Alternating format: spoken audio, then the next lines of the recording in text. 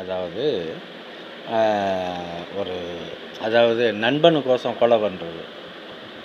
நண்பனுடைய மனைவி வேற ஒருவனோட தொடர்பு வச்சுட்டான்னு சொல்லி பட் அது அவன் விதின்னு நினச்சிக்கிட்டு நாம் அவனுக்கு ஆறுதல்னு சொல்லணும், இல்லைன்னா அவனுக்கு உதவி தான் செய்யணும்.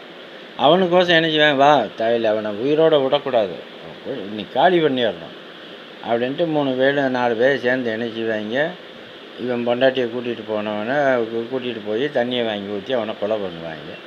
இவங்க போய் ஜெயிலில் கிடப்பாங்க. நண்பனுக்கோசம் கொலை பண்ணுறாங்க.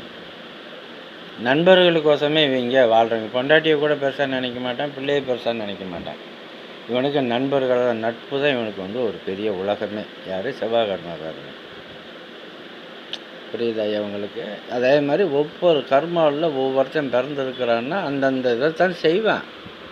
நாம் கூட நினைப்பேன், தாயலி எனக்குன்னு பிறந்திருக்கு பாரு, தட்டிலையும் பிடிச்சவே, தாயலி சொன்னதையே கேட்க மாட்டேன்றான், பூரா காவாலி பயிலோடையே சேர்ந்து சுற்றுறான்னு. அது வந்து அவனுடைய தவறு கிடையாது, அவனுடைய பிறப்பினுடைய அமைப்பு. அது நீங்கள் சொன்னீங்கன்னாலும் திருந்திடுவானா? திருந்தே மாட்டான். ஏன் அப்படின்னா அந்த அம்சத்தில் அவனை வந்து இறைவன் படைச்சு அனுப்பியிருக்கிறான். இதைத்தான் அவன் செய்வான். இப்போ குருகர்மான்னு இருக்குது. குருகர்மான்றது ஹஸ்தம், மிருகசீரிடம், ஹஸ்தம், பூராடம்.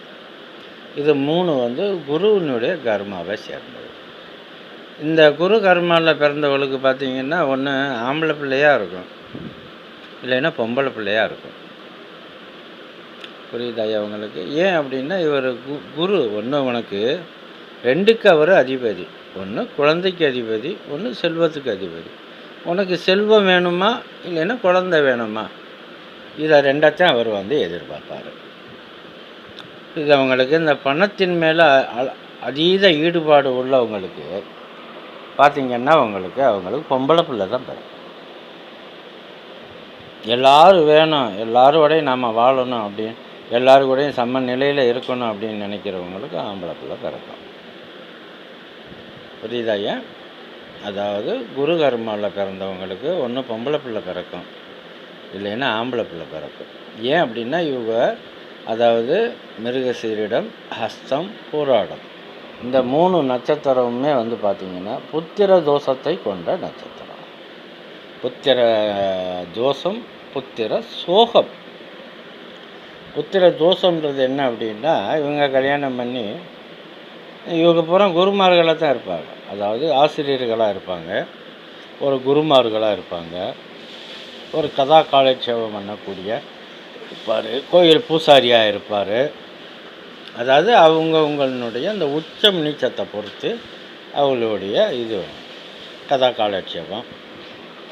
மேடை பேச்சாளர்கள் திறமையாக பேசுவாங்க. அதாவது 1000 பேரை ஒரே இடத்துல உட்கார வச்சு அவங்கள தன்னுடைய திசைக்கு திருப்பக்கூடிய கூறிய அறிவுகள் இருக்கும். இவங்க பூரா வந்து குரு கர்மாவில் பிறந்தவங்க. இவங்களுக்கு புத்திர தோஷம் இருக்கும், இல்லைன்னா புத்திர இது இருக்கும். புத்திர தோஷம் ஒன்று இருக்கும் இவங்களுக்கு. அப்படி இல்லைன்னா புத்திர சோகம் இருக்கும். அதாவது புத்திர சோகம்ன்றது என்ன அப்படின்னா இவருக்கு 2 பொம்பளை பிள்ளையாக பிறந்துடும்.